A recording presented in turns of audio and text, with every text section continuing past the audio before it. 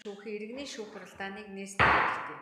Өнөөдрийн шүүх хуралдаанаар аваад орж ажилласан байдал тогтоолохдоо иргэний эргийг хянаа хэлцэнэ. Нарийн бичгийн дараагаас эрсцийг илтгэх бусад оролцогч. За шүүх хуралдааны нийтлэг журмыг танилцуулъя. Шүүх хуралдааны оролцогч шүүхэд хандаж тайлбар мэдүүлэг өгөх, үг хэлэхдээ суудлаасаа босно. Шүүх хуралдааны оролцогч асуултанд үгээр хариулна, толгой тохгүй, тохио зангаа эргэлэхгүй. За шүүх хуралдааны оролцогч гар утасныхаа дууг унтраана. Шүүх хуралдааны оролцогч шүүхийн шийдвэрийг уншиж сонсоход байлцнаа. За нэхмжлэгч аваад оржийн биеийн байцаалтай танилцъя. Хаана их үнцэн яриад вэ? Хаана төрсөн? За хэдэн он төрсөн? 7 он. За хэдэн настай? 55. За эрэхтэй ясунц? Боловсрал? Боловсрал. За хэдгээр анги төгссөн? Энэ бараг сургууль. За боловсралгүй. Мэргэжил байна уу? Мэргэжил байхгүй малчлаг. За хаана оршин сууж байна? Шотрын баян бүгд.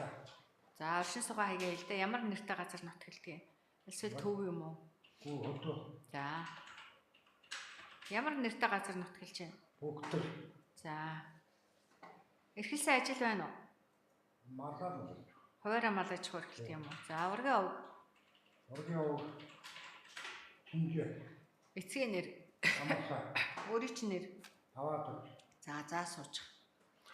За шүүх хуралдааны бүрэлдэхүүн оролцогчийг зарлая. Өнөөдрийн иргэний шүүх хуралдааныг Сүхбаатар аймаг тусам дундын анхан шатны шүүхийн шүүгч Болормоо бий даргалж шүүх хуралдааны нарийн бичгийн дарга Жамин Доржиг оролцуулан хийж байна.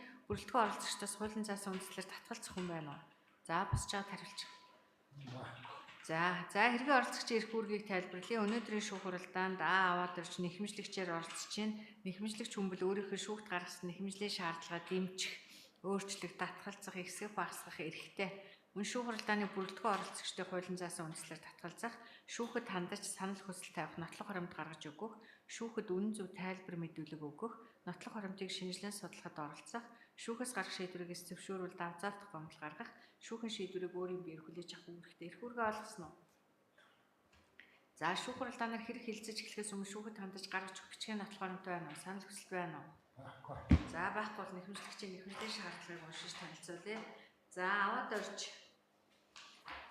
Амарсаа огт аваад орж миний биеийн Сүхбаатар аймгийн Баянлаг сум эх орны төлөө нэгдлийн Баян бригадад 85-аас 90 оны дуустал хугацаанд малчнаар ажилласан. Одоо тэтгэврт гарах гэхэд зарим оны архивын лавлага дутуу гарсан тул шүүхээр ажилласан байдлаа тогтоолох шаардлагатай гэсэн иймд 85-аас 90 оны дуустал эх орны төлөө нэгдэл малчнаар ажиллаж байсныг тогтоож өгнө үү гэсэн ийм нэхмжлийн шаардлага гаргасан байна.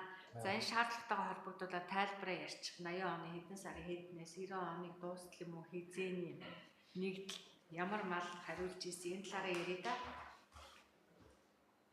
За. Нэг аавтайгаар нэгдэл мал. Хэдэн оноос?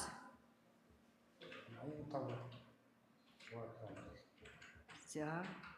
90 оныг дуустал хариулд юм уу? Тэгээд 90 оноос мал авчлаа.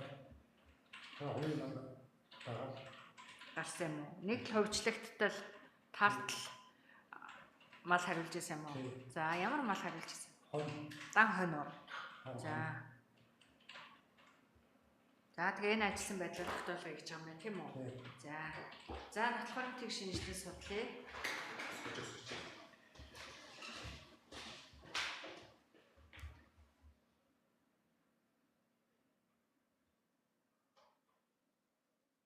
За нэхмжлэл байна, нэхмжлэгчээ.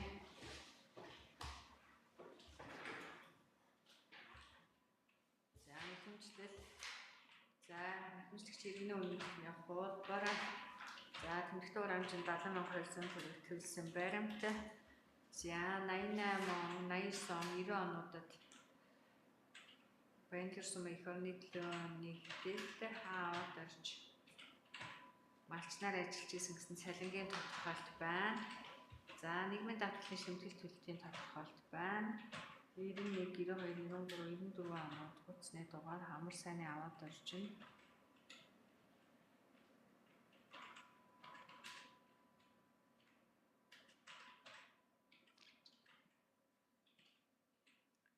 За 88 оны 9 сарын 29-ны өдрийн тушаалаар Сүхбаатар аймгаас хугацаа цэргийн албанд татагдж 90 онд халагдсан гэсэн байна. Гэхдээ 88 оноос 90 онд цэргийн алга хааж исэн бэл яхаар ажилласнаар тогтоолгоныг яриад байгаа. Тэр нь ордгүй. Ордгүй. Ордгүй мөн гэсэн юу гэсэн үг вэ? 88-аас 90 он. Гэхдээ энэ 88-аас 90 он цэргийн алга хаасан юм уу? Тэгээ яагаад энэ цалингийн тодорхойлт гарч ирээд байгаа? 88-аас 90 он дээр цэргийн алга хааж исэн хүн чи ажиллаж байгаасан гэж үзэхгүй шүү дээ. Ажиллаж байгаагүй болно үстэй. Тэгэхээр энэ хэний цалингийн тодорхойлт юм? Гэхдээ мэдхгүй гэж чи л өөр юм мэдэх хэрэгтэй юм байна. Чиний юм өөр хэм мэдэх юм. Чиний болохоор 88-аас 90 он цэргийн алга хаасан гэдэг юм. Тэгчээ тэр хугацаанд би ажиллаж исэн гэж цалингийн давлгаа гаргаж өгöd их. Чи цэргийн албанд байхдаа нэг талд малчин хийж исэн юм уу? Тэгээ ямар өчтэй юм чи?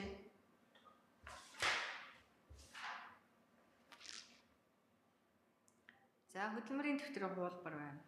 86 оны 1 сарын 9-нд Баян бригадад малчнаар авч ажилласан гинэ. За тэгжээс 92 онд нэгдлийн малчнаас юу гэж байгаа юм одоо ерөөсө гаргахдахгүй нэг бичиг үсгийн чадвар муутай хүн байсан юм байна. Нэгдлийн малчнаар томилог хаа. Эх орны тэгвэл за энэ нэг дэвтэр байна. За 91 92 он. За энэ 91 92 он бол хамаагүй шүү дээ. Чи 90 оны тогтоолгыг гээгүй шүү дээ, тийм ээ. 85-аас 90 оныг дуслал тогтоолгыг гэж байгаа тийм үү? За энэ байх юм байна. За энэ болохоор юу вэ? 85, 86, 87, 88 он. Энэ хөдөлмөрийн дэвтрийн их хувьд байна уу хөдөлмөрийн дэвтрий чинь? За тэр наач байна уу? Надад гадаа манай. Та аваад энэ төр ороод ирж болдгоо юм уу тэр яа? За энд тэгтээ байна л да 87, 88 онд нээсэн дэвтэр дээр 86 оны 1 сарын 1-нд малчнаар авч ажиллуулав гэсэн мөртлөө 85 оны бичиглэлтэй нөхөд бичүүлж тийм үү яа тийм?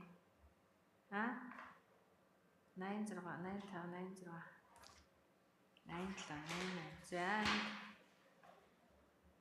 89 байхгүй 90 онд.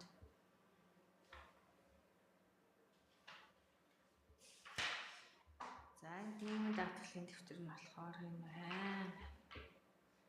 Баталгаажуулалтад хуудас. Би сэдвийг харсан юм.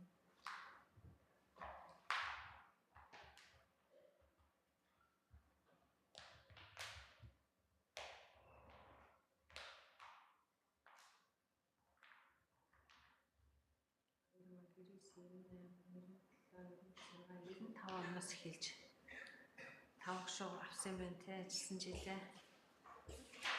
За.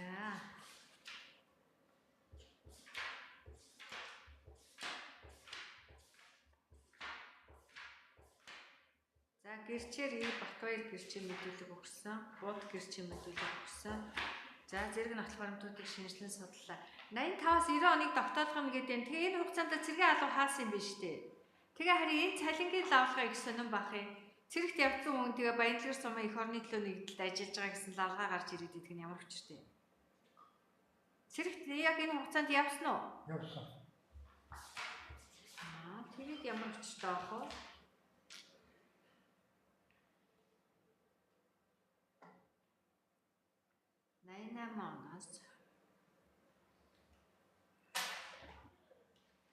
Хэдэн он төрсөн бэлээ? 7 оны 7 сарын 7. 7 оны 7 сарын 7 төрсөн.